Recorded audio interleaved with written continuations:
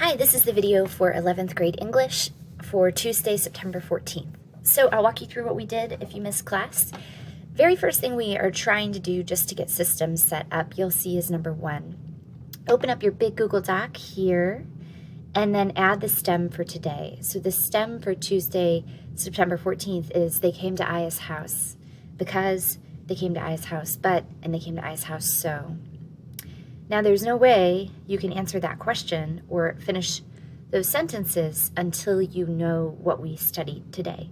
And what we studied is this story, Lullaby, by Silko, same author as last week. So your general work is to read this story, stop at the bottom of page 47, and then answer those stems in your big Google Doc.